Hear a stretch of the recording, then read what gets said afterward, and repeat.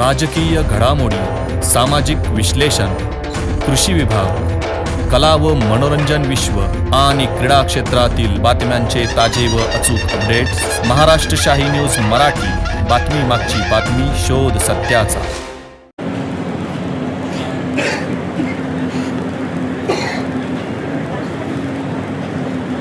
महाराष्ट्र इमारत व इतर बांधकाम कामगार कल्याणकारी मंडळाच्या वतीने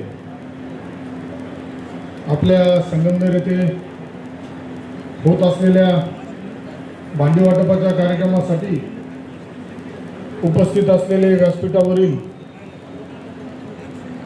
आमचे ज्येष्ठ मार्गदर्शक श्री भीमरावजी चत्तर,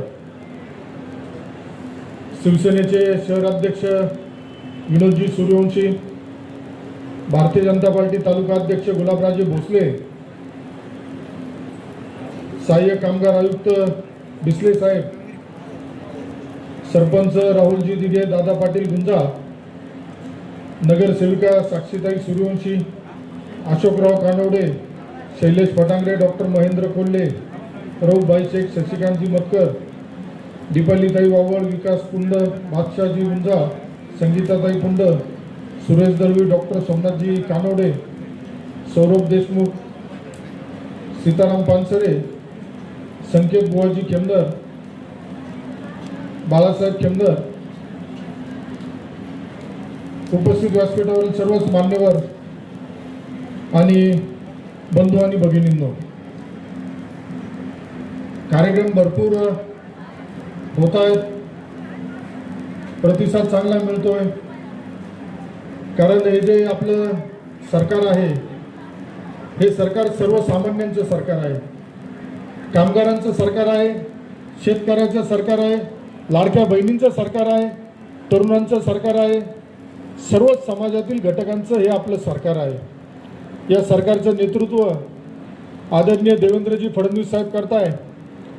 शिवसेना पक्षाचे मुख्य नेते आदरणीय एकनाथजी शिंदे साहेब करताय. राष्ट्रवादी काँग्रेस पक्षाच्या नेत्या उपमुख्यमंत्री सुनेत्राताई पवार करताय.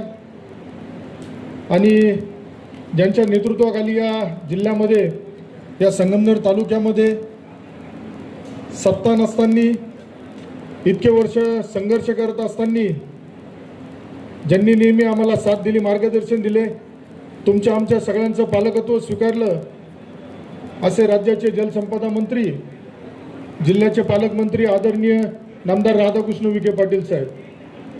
मला आठवतं बांधकाम कामगारांची परिस्थिती, मी आमदार व्हायच्या आधी ठराविक एका कार्यालयात जायचं, त्या गावच्या पुढाऱ्याला धरायचं, मग त्यांनी तुम्हाला तिथपर्यंत न्यायचं आणि मग त्याच दिवशी सांगायचं का मतदान कोणाला करायचं. पण इथं बसलेल्यांमध्ये कुणी सांगायचं का तुम्हाला योजनेचा लाभ देताना आम्ही सांगितलं का कमळला मतदान करा, का धनुष्याला मतदान करा, का घड्याळाला करा. आमची ती संस्कृती नाही. आम्ही काम करतो आणि काम केल्यानंतर लोकांच्या मनामध्ये, लोकांच्या हृदयामध्ये आमचं स्थान निर्माण करतो आणि तो विश्वास लोकांना देतो का या विश्वासावरती आम्ही ठाम राहतो का येणाऱ्या कालावधीमध्ये तुमच्या घरातील तुमच्या प्रत्येकाची जबाबदारी ही आपल्या केंद्र सरकार जे मोदी साहेबांच्या नेतृत्वाखाली काम करत आहे, राज्य सरकार जे काम करत आहे, तर ही नेतृत्व, ही जबाबदारी ही आम्ही घेतलेली आहे. लहान मुलगा जन्माला यायच्या आधीपासून, गरोदर मातेपासून तर शेवटच्या कालावधीपर्यंत आपल्या सरकारकडून त्या कुटुंबाला सन्मान देण्याचं काम केलं जातं. आज बघा, नुसतं घरेलू बांधकाम कामगारांमध्येच नाही तर घरेलू महिलांचा सुद्धा विषय आहे. मी वारंवार सांगतो, प्रत्येक कार्यक्रमात सांगतो का कोणालाही पैसे देऊ नका. हा तुमचा अधिकार आहे, तुमचा हक्क आहे आणि तो पूर्ण करण्याचं काम हे आमच्या जनसंपर्क कार्यालयाच्या माध्यमातून होतं आहे. त्यामुळं अधिकारी सुद्धा आपल्याला चांगल्या पद्धतीने नेहमी सहकार्य करत असतात, त्यांचंही सहकार्य असतं. आज या बांधकाम कामगारांच्या माध्यमातून भांडी वाटपाचा कार्यक्रम होतोय. यामध्ये सांगायला मला आनंद होईल का आपल्या संगमनेर सारख्या ठिकाणी नोंदणीकृत बांधकाम कामगारांची संख्या ही 24,126 आहे. जर 24,000 लोकांना आपलं महायुतीचं सरकार, मोदी साहेबांचं सरकार, फडणवीस साहेबांचं सरकार, शिंदे साहेबांचं सरकार जर प्रत्येक गोष्टीचा लाभ देतंय तर तुमची सुद्धा जबाबदारी आहे का या सरकारच्या पाठीशी आपण ठामपणे उभं राहिलं पाहिजे, या सरकारच्या प्रतिनिधींच्या पाठीशी आपण ठाम उभं राहिलं पाहिजे. कारण लक्षात घ्या, गल्लीपासून दिल्लीपर्यंत आता फक्त मोदी साहेब आहे, महायुतीचं सरकार आहे. आणि यापूर्वीच्या कालावधीत आता याच्यामध्ये बरेचसे वयस्कर लोक दिसत आहेत, ज्यांनी आज वयाची 50 पूर्ण झालेत, त्यांनी यापूर्वीचा 10-15 वर्षापूर्वीचा काळ आठवून बघावा. कशी परिस्थिती होती, कसा तुम्हाला संघर्ष करावा लागत होता, कशा पद्धतीने तुम्हाला दलालांना पैसे दिल्याशिवाय किंवा गावच्या बगलबच्चांना त्यांच्या हातापाया पडल्याशिवाय तुम्हाला कुठल्या योजनेचा लाभ मिळत नव्हता. पण आज आपल्या सरकारच्या माध्यमातून मोफत धान्य सुद्धा प्रत्येक कुटुंबाला दिलं जातं. कोविडच्या कालावधीमध्ये मोफत लस प्रत्येकाला आपण आपल्या सरकारच्या माध्यमातून दिली. आणि त्याच विश्वासावर आज लाडक्या बहिणींसारखा मोठा एक धाडसी निर्णय घेतला. त्यामध्ये संगमनेरचे यापूर्वीचे जे कोणी होते त्यांच्या पक्षांनी लाडकी बहीण योजना बंद करावं म्हणून कोर्टापर्यंत गेले. परंतु आमच्या लाडक्या बहिणींचा आशीर्वाद आमच्या सरकारच्या पाठीशी एवढा ठाम होता का ती लाडकी बहीण योजना बंद झाली नाही, परंतु यांची राजकीय दुकानदारी या मायबाप जनतेने बंद करून टाकली. त्यामुळे जनतेला तुम्ही गृहीत धरू नका. जनतेला आजही भूलथापांना फोन करून सांगतील. आता बरेच जण मागच्या वेळेस कार्यक्रम झाल्यानंतर मला जाणवलं काय प्रत्येकाचे नंबर मिळतात, फोन केल्या गेले आणि त्यांना सांगितलं गेलं का ते आमच्या साहेबांमुळे मिळाले. आता तुमच्या साहेबांमुळे काय काय मिळाले या तालुक्याला हे सगळ्यांना माहिती. तुमच्या साहेबांनी फक्त दलाल पोचले आणि त्या दलालांकडून 1000, 2,000 रुपये त्यांनी आमच्या गोरगरीब जनतेकडून वसूल केले. त्यामुळे आजही तुम्हाला कार्यक्रम संपल्यानंतर किंवा उद्या फोन येतील का आमच्या साहेबांनी सांगितलं म्हणून तुम्हाला भांडे मिळाले. इथं कोणत्या साहेबाचा वशिला लागत नाही, इथं कोणत्या साहेबाची सांगायची गरज नाही. पण जर चुकून तिकडचा हस्तक्षेप होत असेल आणि तिकडचे जर अजून सांगत असेल तर एवढी जबाबदारीने सांगतो का त्या याद्या निश्चित कुठेतरी बोगस असतील, बनावट असतील, म्हणून त्या आम्हाला रद्द कराव्या लागतील. हे बी आपल्याला या निमित्ताने जबाबदारीने सांगतो. त्यामुळे तुम्ही समजून घ्यायचंय, काम करणाऱ्याच्या पाठीशी, निस्वार्थी काम करणाऱ्याच्या पाठीशी उभं राहायचं का फक्त स्वार्थासाठी, स्वतःची उळी वाजण्यासाठी लुडबुड करणाऱ्यांच्या ऐकून तुम्ही काम करायचं. आज आपल्याकडे 24,000 जणांना एकूण लाभार्थ्यांची संख्या आहे. शिष्यवृत्तीच्या माध्यमातून, योजनेच्या माध्यमातून 6,877 जणांना मंजूर होऊन 7,60,19,800 रुपये सुद्धा आपण या संगमनेर तालुक्यातील माझ्या या कामगार बंधूंच्या घरापर्यंत पोहोचवण्याचं काम आपल्या माध्यमातून झालंय. सुरक्षा संच, अत्यावश्यक संच 15,000 नोंदणीकृत आहेत, त्यांना सुद्धा ते वाटप करण्यात आलंय. 13,000 गृहोपयोगी वस्तूसाठी संच नोंदणी करण्यात आली. शिष्यवृत्तीच्या असेल 6,734 जणांना लाभ मिळालाय. आरोग्यविषयक 21 जणांना मिळाला. हे प्रमाण कमी आहे आरोग्याचं, परंतु आरोग्याच्या बाबतीत मी सांगेल आपल्याला का कामगारांसाठीचं जे गेले कित्येक वर्ष या संगमनेरमध्ये रुग्णालय नव्हतं तर त्याला मंजुरी सुद्धा आपल्या कार्यकाळामध्ये मिळालेली आहे. आणि लवकरच कामगारांसाठीचा जो दवाखाना आहे तो सुद्धा तुम्हाला ना नाशिकला जायची गरज आहे ना नगरला जायची गरज आहे, त्याची सुद्धा तुमची तपासणी संगमनेरातच केली जाईल. आणि त्या उपर जर त्या दवाखान्यामध्ये आपल्याला काही उपचाराची गरज पडली, ऑपरेशनची गरज पडली तर त्यासाठीचं सुद्धा जे हॉस्पिटल पाहिजे ते हॉस्पिटल सुद्धा संगमनेरातच तुम्हाला उपलब्ध करून देण्याचं काम आपल्या सरकारच्या माध्यमातून होणार आहे. त्यामुळं कुठल्या बाबतीत असं राहिलं नाही का जिथं तुम्ही आम्ही कमी पडतोय. पण मी आता हे आकडेवारी पाहताना मला एक जाणवलं, जरी आज प्रत्येकाच्या हातात घरात मोबाईल असला, मुलांना सगळं समजत असलं, तरी आता इथं मला जाणवलेली एक समस्या अशी का MSCITचा फक्त 30 जणांनी याचा लाभ घेतला आहे. तर माझी आपल्याला आव्हान राहील का आपल्या घरातील 10वी, 11वी, 12वी पास झालेली मुलगी असेल, मुलगा असेल तर त्यांना MSCIT साठी हे करा. कारण येणाऱ्या पुढील कालावधीमध्ये आता सुद्धा सरकारी नोकरी जिथं असते, सरकारी नोकरी करण्यासाठी आपल्याला त्या MSCIT प्रमाणपत्राची गरज पडते. मग नोकरीला फॉर्म भरल्यानंतर कुणीतरी सांगतं, मग त्यावेळेस आपण धावपळ करणार. त्यापेक्षा आज आपल्या या योजनेमध्ये तो सुद्धा लाभ आहे, तर त्याचा सुद्धा तुम्ही सगळ्यांनी निश्चित लाभ घेतला पाहिजे असं मला या निमित्ताने वाटतं. खूप काही आपल्याला करायचं आहे, खूप काही आपण करत आहे. येणाऱ्या पुढील कालावधीमध्ये आता भांडी वाटप झाल्यावर परत आपल्याला जे संच आहेत, सुरक्षा संच, तर त्याची सुद्धा परत आपल्याला नोंदणी करायची. म्हणजे आम्ही तुम्हाला सोडणार नाही. तुम्ही जरी म्हणले आम्हाला नको तरी आता आम्ही तुम्हाला सोडणार नाही. कारण आमची भूमिका प्रत्येकाच्या घरामध्ये, प्रत्येकाच्या कुटुंबामध्ये आम्हाला शासनाच्या योजना पोहोचवायच्या आहेत. बरं, या योजना कोणाच्या आहेत? या योजना आपल्यासाठीच बनलेल्या आहेत. त्यामुळं येणाऱ्या पुढील कालावधीमध्ये आपण ही बी काळजी घ्या. कुणाला मध्यस्थाला, कोणाला एजंटला धरू नका. मी मागे सांगितलं होतं, कुणी जर ऐकत नसेल, त्रास देत असेल तर त्याचा मला एक मेसेज केला तर मी चांगला कार्यक्रम करतो याचा अनुभव संगमनेरकरांना आहे. मला एक मेसेज टाकला तर त्या एजंटला जेलमध्ये टाकायचं काम निश्चित आपल्याकडून करण्यात येईल. त्यामुळं आमच्या कामगार बांधवांना कुणी त्रास द्यायचा नाही. ते सुद्धा एक मेहनतीने, इमानदारीने काम करताय आणि त्यांचा हक्क त्यांना मिळण्याचं काम आपल्याला या निमित्ताने करायचं आहे. आज तुम्ही बघितलं असेल, 4 दिवसापूर्वी आपल्या देशाचे पंतप्रधान मोदी साहेबांनी आमच्या लाडक्या बहिणींची संख्या प्रत्येक बाबतीत मोठी आहे.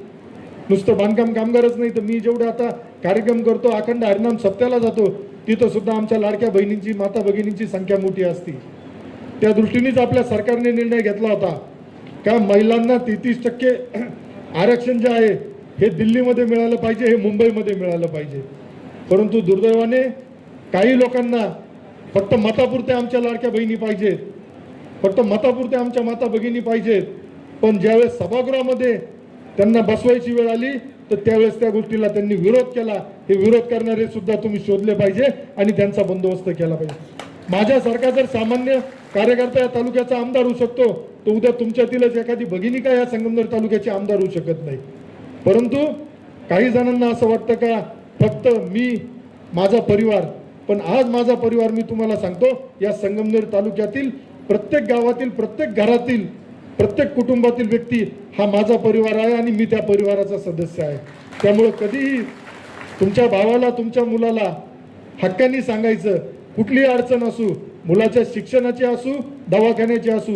आज सुद्धा माननीय मुख्यमंत्री सहाय्यता निधीच्या माध्यमातून राज्याचे लोकप्रिय मुख्यमंत्री त्यावेळेचे आदरणीय एकनाथजी शिंदे साहेबांनी 450 कोटी रुपये आपल्या या गरजूवंत रुग्णांना देण्याचं काम केलं होतं. आज संगमनेरमध्ये सुद्धा ज्या ज्या दवाखान्यांमध्ये पेशंट जातात तर तिथं कुठं कोणाची अडवणूक होत असेल तर माझ्या कार्यालयाला संपर्क केल्यानंतर तिथं कुठलंही बिल न घेता योजनेचा पूर्ण लाभ आपल्या त्या रुग्णाला देण्याचं काम आपल्याला करत असतो आपण. त्यामुळं आपल्याला हेच सांगेल का आरोग्याच्या बाबतीत सुद्धा आता आमच्या माता भगिनी आहेत. आपल्या जी शासन आहे, शासनाच्या वतीने एक 15 वर्षाच्या मुलींसाठी आता कॅन्सरचं प्रमाण बऱ्यापैकी मोठ्या प्रमाणात वाढलेलं आहे. या कॅन्सरसाठी एक लस आलेली आहे. ही लस सुद्धा घेतल्या गेली पाहिजे. हे अफवा करतील काही लोक, त्यांचे स्वतःचे गावागावामध्ये जाऊन सांगताय का आम्ही शिबिरं ठेवतो, तुमची तपासणी करतो. त्यांच्या शिबिराचे तपासणीची मला वाटत नाही गरज आहे. कारण आज आपल्या सरकारने 2500 असे आजार आहेत का जे कोणाला माहीत नाही. परंतु सामान्य माणसाला कधीतरी काम करताना, कुठल्या तरी गोष्टी कुटुंबाची जबाबदारी घेताना होत असतात तर त्याची सुद्धा पूर्ण मोफत उपचार करण्याचं काम आपल्या महायुती सरकारच्या माध्यमातून होत असतं. त्यामुळे माझी विनंती राहील, शासनाची जी आता वॅक्सिनची योजना आली आहे तर आमच्या माता भगिनींनी आपल्या घरातील लहान मुलींना ती वॅक्सिन देण्यासाठी पुढाकार घ्यावा. ती वॅक्सिन दिल्यानंतर निश्चित त्याच्यावरती पूर्णतः सरकारच्या वतीने दिल्या जाते. त्यामुळे सरकार जनतेच्या आरोग्याशी नाही खेळत, सरकार जनतेच्या आरोग्याची काळजी घेतं. हे काम आम्ही करत असतो. त्यामुळे या पुढील कालावधीमध्ये सुद्धा बांधकाम कामगारांचे असेच मोठे कार्यक्रम होत राहतील. बांधकाम कामगारांना योजनेचा लाभ दिला जाईल. थोडे पुढे मागं होतं, कधी कधी आता उन्हाची तीव्रता वाढलेली आहे त्यामुळं परत पुढचा लॉट येणार आहे. कधी भांडे यायला उशीर होतो, कधी आपल्या सर्वांपर्यंत निरोप द्यायला उशीर होतो. त्यामुळं परंतु या योजनेपासून कोणीच वंचित राहणार नाही. ज्यांना नवीन बांधकाम कामगारांची सुद्धा नोंदणी करायची असेल त्यांनी आपल्या कार्यालयाशी संपर्क करावा आणि त्या योजनेचा लाभ घ्यावा असं या निमित्ताने मी आपल्या सर्वांना आवाहन करतो. येणाऱ्या आता 2-3 दिवसानंतर आपल्या जलसंपदा विभागाच्या वतीने संगमनेर येथे एक ज्या पद्धतीने आता तुम्ही बरेचसे लोक बघितलं असेल नर्मदा परिक्रमा करत असता, तर नर्मदा परिक्रमा ही होत होती पण जलसंपदा विभागाच्या वतीने आदरणीय विखे पाटील साहेबांच्या नेतृत्वाखाली गोदा ते नर्मदा जलजागृती यात्रा निघालेली आहे. आणि ही यात्रा 25 एप्रिल 2026 रोजी संगमनेर शहरात येणार आहे. त्यानिमित्ताने माझं आपल्या सर्वांना आव्हान राहील, ज्यांना ज्यांना शक्य आहे त्यांनी त्या यात्रेला उपस्थित राहावं आणि एक वेगळा अनुभव गोदावरी नर्मदा जलजागृती यात्रेचा घ्यावा असं आपल्या सर्वांना आव्हान करतो. आणि या पुढील कालावधीमध्ये सुद्धा पुन्हा आपल्याला शब्द देतो, लवकरच भांडी कामगार याचा विषय असेल आणि संच असेल, सुरक्षा संच असेल, तुमच्या मुलांची कोणाची स्कॉलरशिपचे प्रलंबित असतील, आता बिस्ले साहेब त्यांच्या टीमचं काम अतिशय चांगलं सुरू आहे. त्यामुळे आता प्रलंबित होण्याचं प्रमाण सुरुवातीला जास्त होतं, ते प्रलंबित प्रकरण मंजूर होत नव्हते. परंतु आता मला सांगायला आनंद होईल का यापुढं कुठलेही जास्त काल प्रलंबित राहणार नाही, याची काळजी अधिकारी घेतील, आम्ही घेऊ आणि असेच कार्यक्रम आपण करत राहू. फक्त तुम्ही पुन्हा आपल्याला आव्हान करील का जो देतंय, जे सरकार देतंय त्या सरकारच्या पाठीशी, त्या सरकारच्या प्रतिनिधींच्या पाठीशी ठाम उभे राहण्याची जबाबदारी घ्यावी. धन्यवाद. जय हिंद, जय महाराष्ट्र, जय श्रीराम. प्रिय ग्राहकांनो, लग्नकार्य समारंभ संसूत जवळच आली आहे. नवीन वस्त्र खरेदी करू इच्छित आहात तर मग आपल्यासाठी खास ऑफर व उत्तम क्वालिटी व दर्जेदार कपड्यांचे विश्वसनीय दालन Aditya collections and sari centre Sakur Phata. इथे महिला मुलींसाठी आकर्षक dresses, 3 piece, jeans top, cord set, ladies wear, पुरुषांसाठी gents wear, jeans, T shirt, suiting, shirting, jacket, blazer, kurti, blanket, चादर, बेडशीट, पायपर, स्वेटर, जर्किंग, गरम कपडे स्वस्त आणि मस्त, क्वालिटी जबरदस्त. लग्न कार्यासाठी ग्राहकांना 900 साड्या होलसेल दरात, प्रत्येक खरेदीवर 10 ते 25% भरघोस अशी सूट. तर मग आजच भेट द्या आदित्य कलेक्शन साकूर फाटा. आमचा पत्ता पुणे नाशिक राष्ट्रीय महामार्गावरील उड्डाण पुलासमोर, साकूर फाटा, गुंजाळवाडी पठार, तालुका संगमनेर. प्रोप्रायटर कैलाश गांजे पाटील. संपर्क क्रमांक 7028 76 38 67. महाराष्ट्र शाही न्यूज मराठी, बातमी मागची बातमी, शोध सत्याचा.